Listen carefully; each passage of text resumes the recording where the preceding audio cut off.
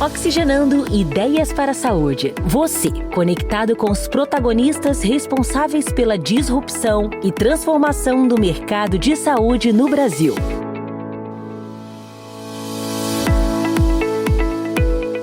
Olá, eu sou Eduardo Mangione e esse é Oxigenando Ideias para a Saúde. Em alguns momentos da vida, uma perda pessoal profunda pode se transformar num impulso para buscar soluções, mudar trajetórias, impactar outras vidas. Foi exatamente isso que aconteceu com o nosso convidado de hoje. William Peter Boelke é um jovem empreendedor brasileiro que viveu um drama familiar e decidiu agir.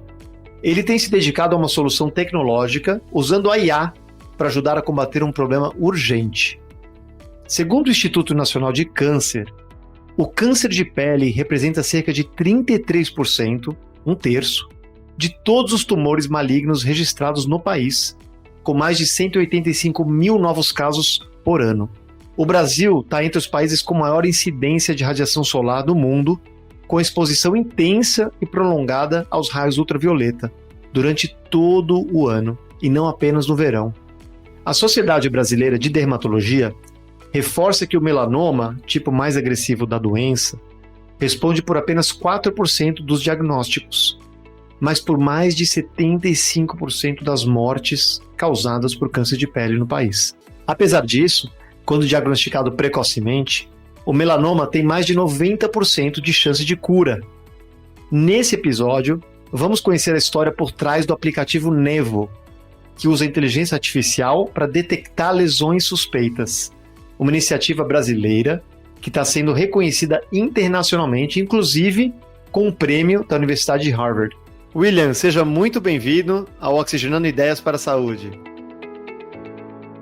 Muito obrigado pela oportunidade de estar aqui, é uma honra. Já acompanhava um pouquinho o trabalho de vocês, então é muito gratificante estar aqui podendo trocar essa ideia com vocês. E William, antes da gente falar de tecnologia, do reconhecimento internacional, eu queria voltar no tempo um pouquinho. Queria que você dividisse com a gente um pouco da sua história mais delicada, mais sensível, da sua perda pessoal, onde tudo começou, acho eu, né? Tudo começou, na verdade, eu tinha, na época, 16 anos. Meu pai foi diagnosticado com câncer e é até interessante como foi diagnosticado, porque na época a gente não tinha plano de saúde e a gente acabou indo cair no AME, que é o Ambulatório de Especialidades Médicas aqui do interior de São Paulo. Eu sou de Limeira, né, interior daqui de São Paulo. A partir disso, você vai passando por todas as especialidades, e aí uma das especialidades que ele passou foi a dermatologia. E na dermato fizeram a pergunta que a gente faz em todos os lugares.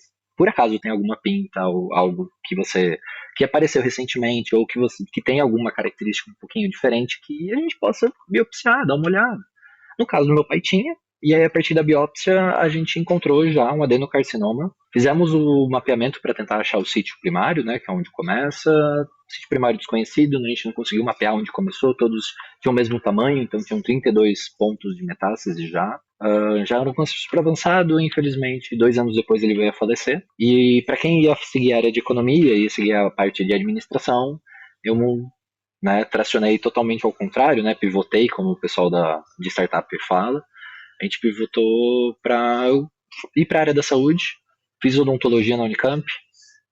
Desde o segundo ano eu estudo oncologia como frente voltada para iniciação científica. E no final, hoje estou terminando meu doutorado, também em oncologia, e durante o doutorado foi que eu conheci o Lucas, mas ele também é especialista na parte de inteligência artificial, tem história com a parte de oncologia, e a gente se junta para criar a ePathology. E a partir dali que, né, tudo começa propriamente dito, mas foi com a dor principalmente da perda do meu pai que veio essa ânsia para fazer alguma coisa a respeito. Então, eu comecei fazendo isso com estudo em biologia molecular, então eu vinha realmente querendo entender tudo o que aconteceu, querendo, na verdade, até desenvolver, tanto que o meu doutorado é em desenvolvimento de medicações. Então, a gente pôde trabalhar muito nesse quesito, e quando eu vi a oportunidade de criar startup, e eu queria na parte de inteligência artificial, e aí eu conheci o Lucas exatamente nessa mesma época, e falei, pô, cara, esse é o cara para ser meu sócio. Joguei ideia, ele adorou a ideia,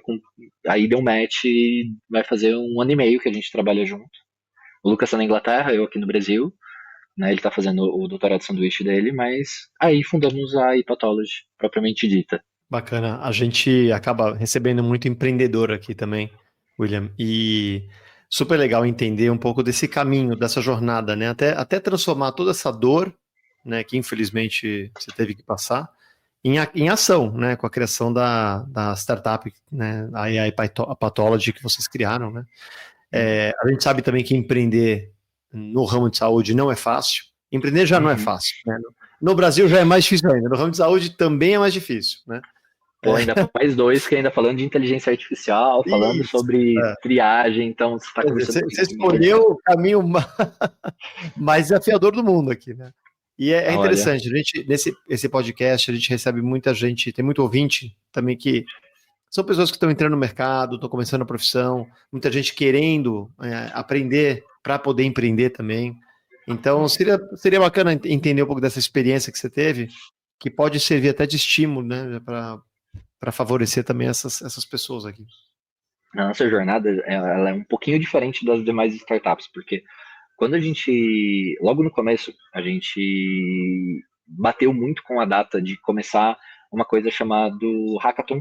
Hackathon é um concurso de ideias que você vai ter 2 dias para você desenvolver ou melhorar a sua ideia e apresentar para pessoas muito importantes na saúde. E Harvard faz isso no mundo inteiro. Eles fazem esse evento mundial. Hoje tem quase 17 países que fazem parte. E tem a Seletiva Brasil, que é, inclusive, aqui no HC da USP.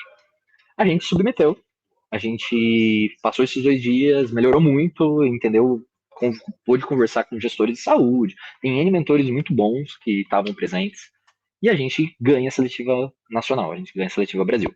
Quem ganha a Seletiva Brasil vai disputar a Seletiva Global, ou seja, os campeões de todos os países vão para seletivas globais. E aí a gente vai para a seletiva global e toda vez, né, deu muita sorte já de ganhar a seletiva nacional, próximo a gente fica. E a gente fazia mentoria, melhorava, entendia um pouco mais porque o mercado americano é diferente do mercado brasileiro, e adaptando, principalmente para ter uma cara de solução global, passava mais uma. Aí teve uma delas, por exemplo, que, por o nosso ter um pouco mais avançado, a parte de IA, eles queriam ver o quanto isso era real. Então eles pediram, por exemplo, os códigos. Então eles queriam ver realmente o quanto a IA performava de fato, não só o que estava no slide, mas o que a gente realmente entregava. E abriu, eles viram tudo que estava acontecendo, viram quanto isso que a gente está criando é real, e a gente consegue ganhar a seletiva global em primeiro lugar em oncologia. O mais legal é que nesse mesmo ano são sempre 4 startups que ganham. Dessas 4 startups, 2 eram brasileiras. E a nossa é a Sofia, que é de saúde mental.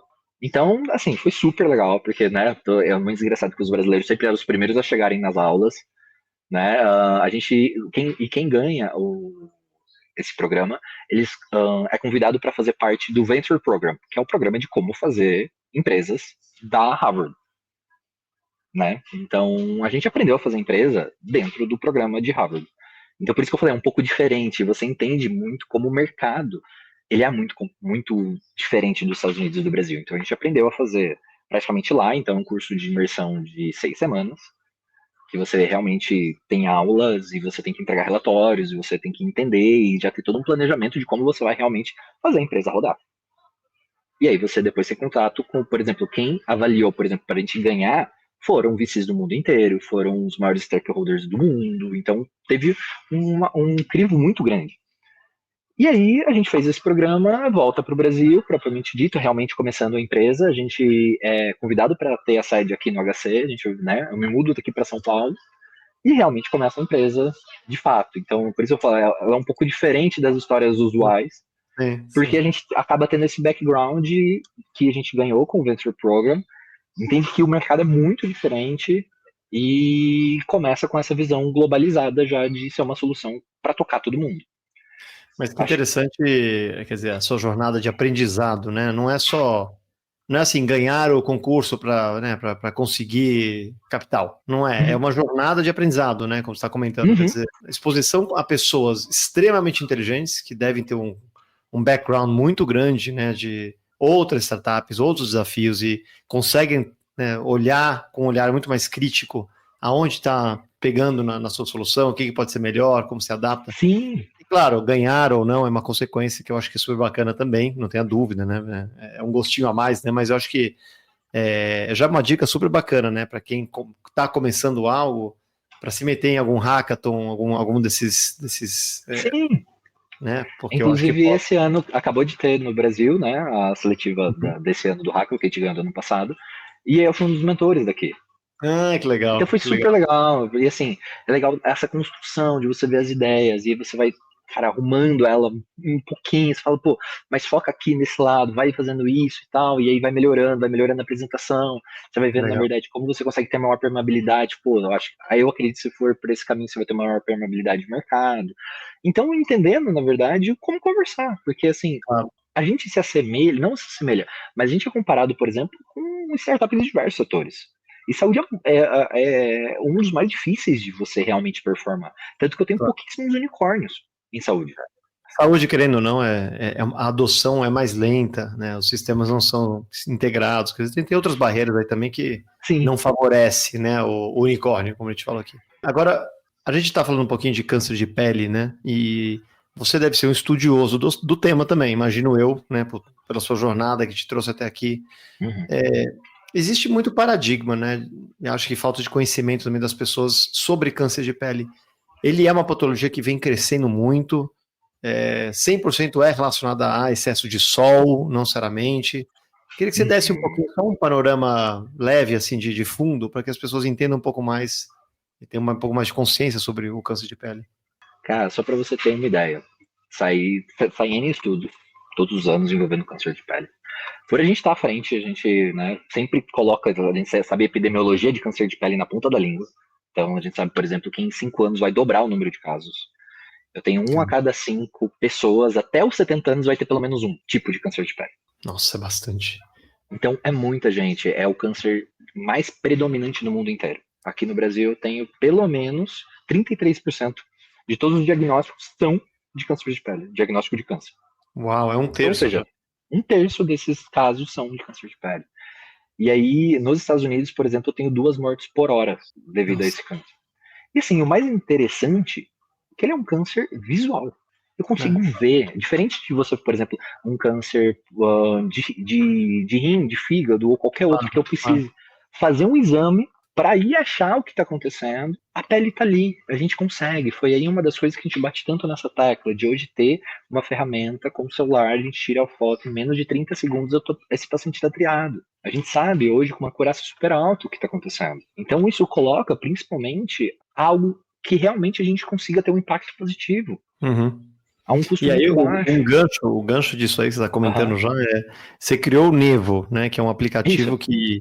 que usa inteligência artificial, AI, né, para detectar lesões suspeitas de câncer de pele. E como é que acontece o uso da ferramenta na prática, né? E como você chegou a ter essa ferramenta? Como funciona hoje? Primeiro, a gente não entra em lugares onde eu não consiga te conectar. Então, por que isso não é aberto, por exemplo, para qualquer pessoa de você ir lá, baixar o aplicativo e funcionar? Porque eu não consigo garantir que você tenha conexão com o médico. Porque isso, né, eu adoraria que isso fosse aberto para todas as pessoas. Claro, Porém, eu claro. tenho uma responsabilidade por trás disso. Porque imagina que dê positivo, só que você não tem acesso ao médico. Que eu estou te ajudando. Você não tem acesso. Então tem aquela questão, mas eu posso procurar. O que garante? O que garante a psique? E quem não consegue procurar? Quem é totalmente dependente do SUS? É muito amplo. Então, é uma questão de responsabilidade. E por isso que a gente é B2B. Então, eu entro em lugares onde eu já tenha médicos, ou onde eu consiga te conectar com médicos. Então, é uma premissa nossa que a gente tem, porque eu preciso ser eficiente. Então, a partir do momento que eu não consigo te dar a linha até o final, eu não estou sendo eficiente e não faz sentido. Então, é uma das coisas que a gente é B2B, então, a partir disso, dentro do lugar que você está inserido, seja o seu plano de saúde, seguradora, o seu próprio médico, tem N players que a gente consegue vender essa solução.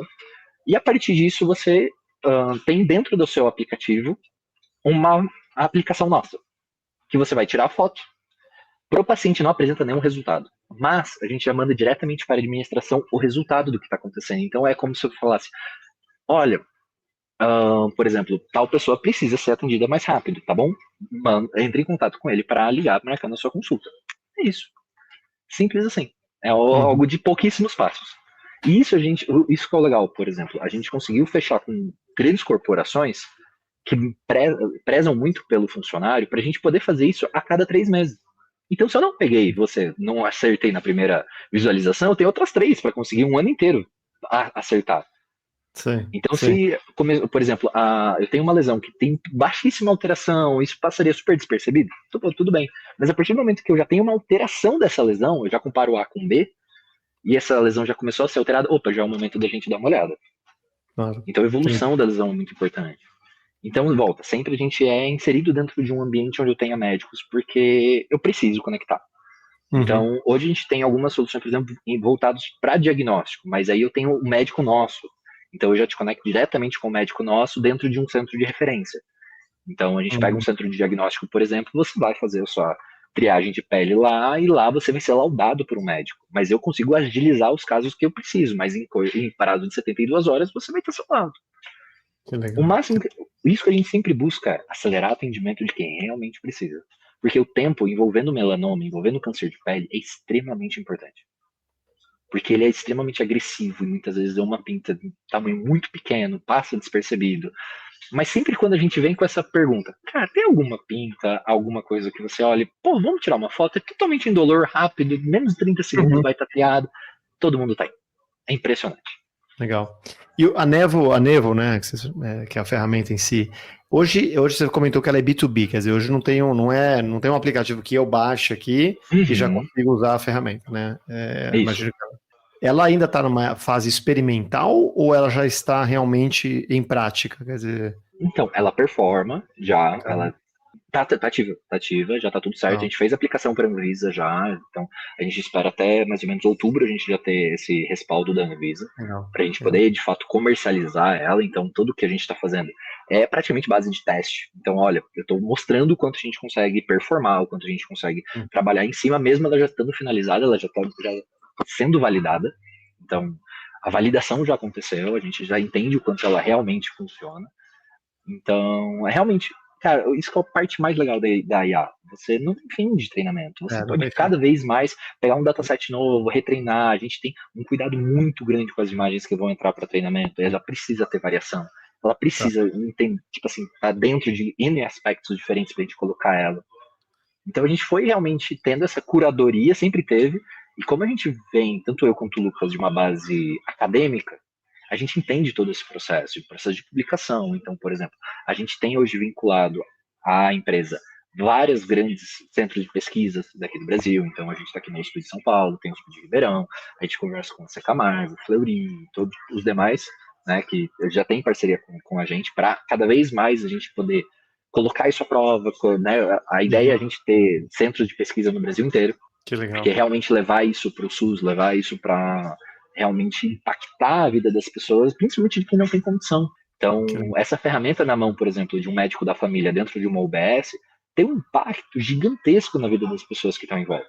Que legal. Porque esse insight de pegar, tirar foto, poxa, vamos ver, antes da pessoa entrar na fila, porque hoje eu tenho filas do SUS, por exemplo, com mais de 2.000 pessoas para a primeira consulta com o dermato. Se eu tiver um melanoma ali no meio, a chance desse paciente virar óbito é muito alta. Então, se eu consigo triar, eu consigo uma qualidade de vida melhor para esse paciente. Você tem algum caso real também que o app ajudou, por exemplo, a salvar uma vida ou a diagnosticar algo?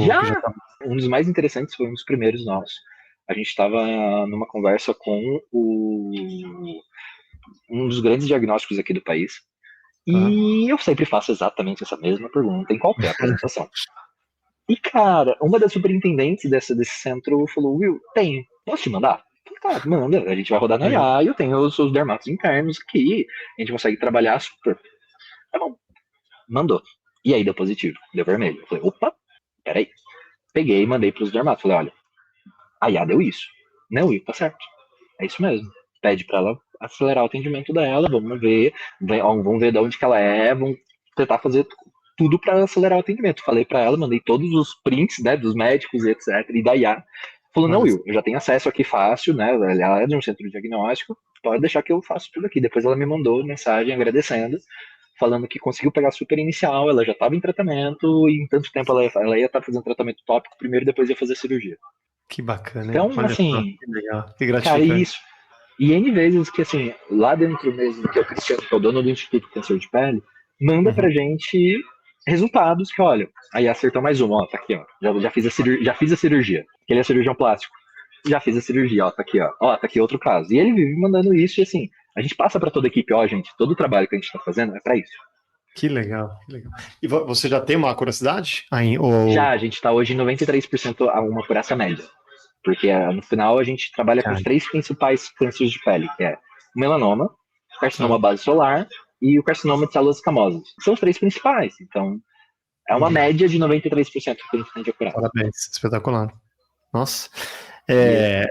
Eu imagino assim, né? O IA, ele tá no começo dessa revolução, nessa ferramenta e tal, mas ela vem com viés. Não adianta você ter um dataset ruim, né? A gente chama de garbage in, garbage out, né? Se você alimenta coisas erradas, ela vai cuspir coisa errada também, né? E a gente nasce numa sociedade já desigual, né? Então é óbvio que vai ter vieses em tudo. E até eu queria tocar nesse tema, porque a Sociedade Brasileira de Dermatologia destaca também, você estava comentando, né, que o câncer de pele atinge pessoas de diferentes tons e tipos de pele. Como que a IA reconhece a diversidade e com isso consegue até reduzir o viés, o risco de viés nos diagnósticos? Aqui no Brasil, eu tenho a maior diversidade de peles do mundo. Eu tenho uma amostra grátis do mundo aqui. Olha tem só. Todos os tons. Que é diferente de todas as IAs já criadas de câncer de pele no mundo, que são prioritariamente feitos de pele branca. No momento que eu tenho, principalmente, essa diferenciação de tons, é o momento que a IA para de performar tão bem. Então, se eu trago esses modelos para aprenderem aqui no Brasil, eu consigo exportar para qualquer lugar do mundo. O que o contrário eu não consigo fazer.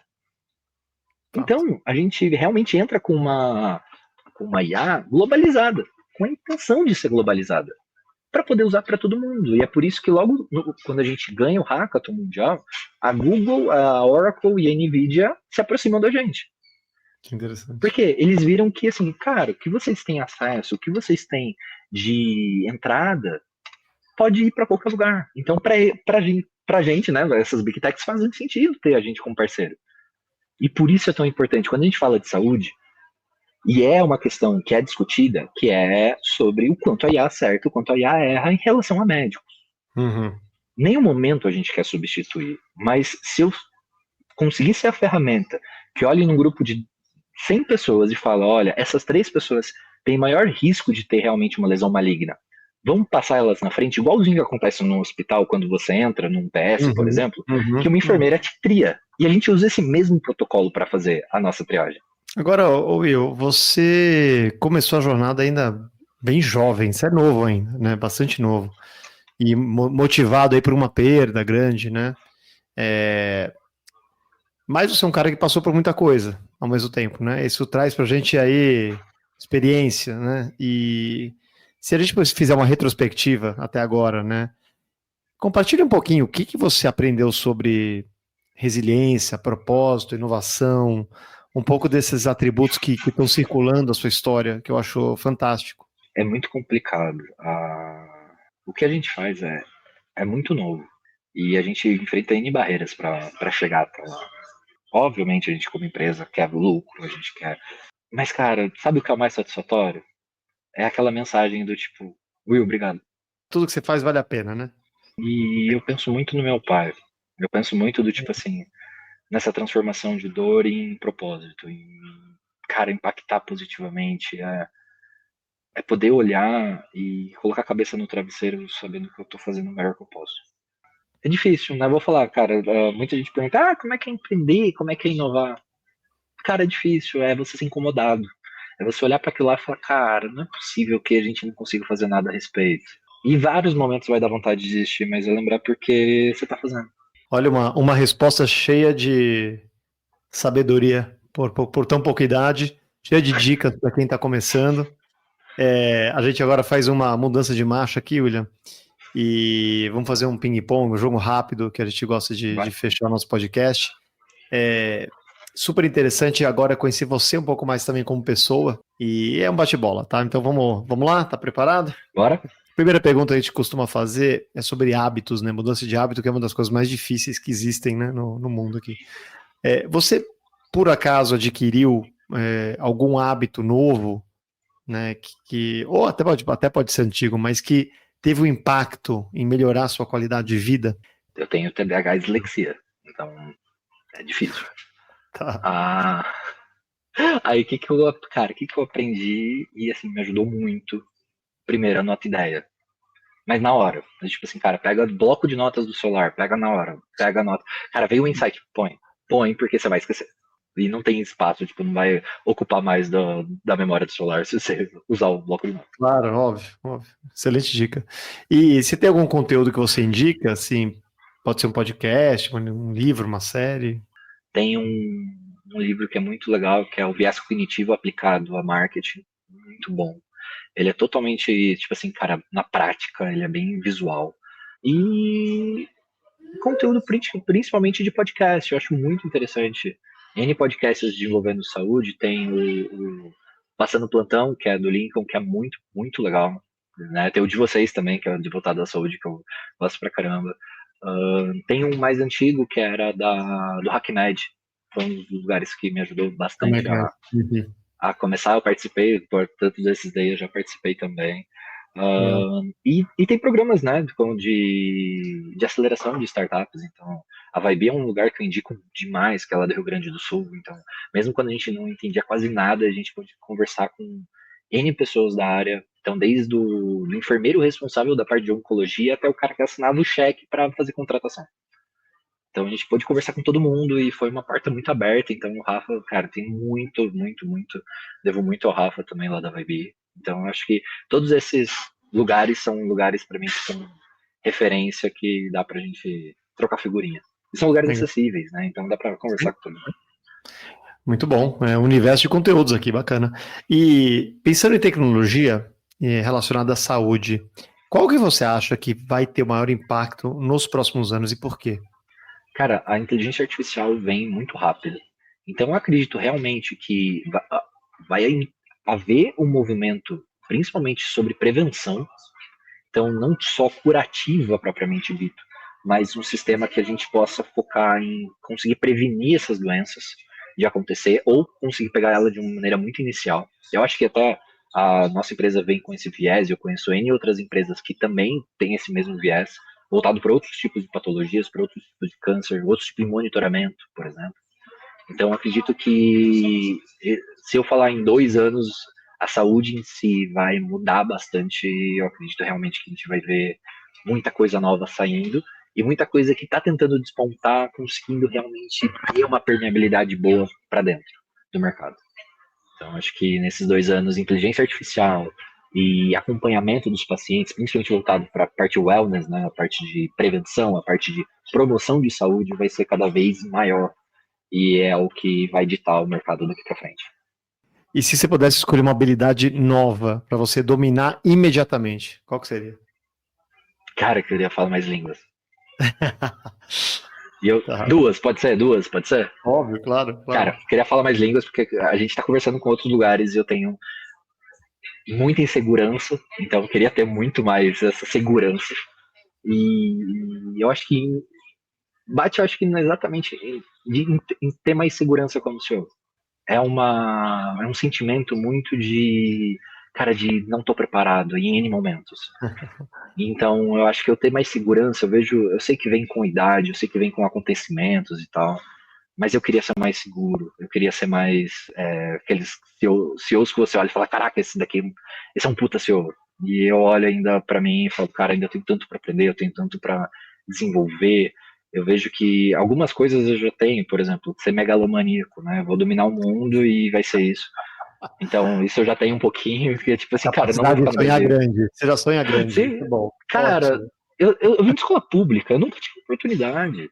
Então tudo que Sim. foi muito galgado à força. Então, pensar que, cara, que a gente pudesse levar a empresa para ganhar um evento mundial em Harvard, que eu teria parceria com os principais big techs do mundo, nem eu consegui sonhar assim, então, as coisas foram acontecendo. Mas, sabe aquela coisa do tipo, cara, se alguém consegue, eu vou tentar? Ah, mas é difícil. Cara, se é difícil para todo mundo, brother. Por último, que conselho que você daria para você mesmo no início da sua carreira? Apesar que você está no início, vamos voltar uma década para trás, se você pudesse já dar algum conselho para você naquele momento. Arrume o jurídico antes. Você já vê que Isso é boa. ajeita. Porque depois isso vai dar uma dor de cabeça, cara, que eu já vi muita gente fechar a empresa por causa disso. Então, ajeita. Mas segundo, não acho que você sabe tudo, porque a realidade de saúde é infinita praticamente. Então, escute muito mais do que fala. Pessoal, antes de encerrar, eu queria trazer uma dica validada pela Sociedade Brasileira de Dermatologia.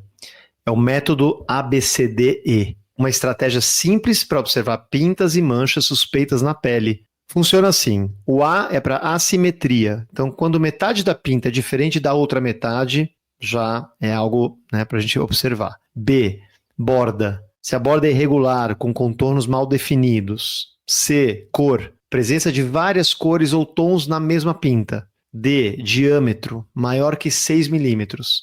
E E, evolução, mudanças de tamanho, forma ou cor ao longo do tempo, né, pode chamar atenção. Se você notar qualquer uma dessas alterações, procure um dermatologista.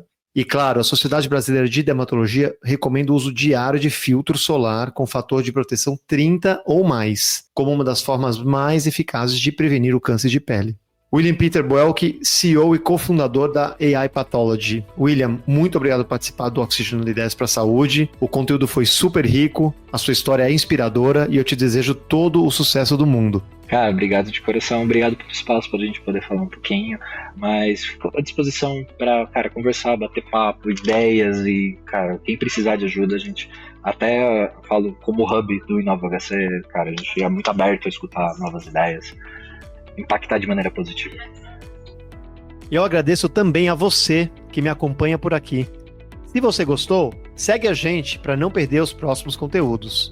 Obrigado e até o próximo episódio. Oxigenando Ideias para a Saúde. Você, conectado com os protagonistas responsáveis pela disrupção e transformação do mercado de saúde no Brasil.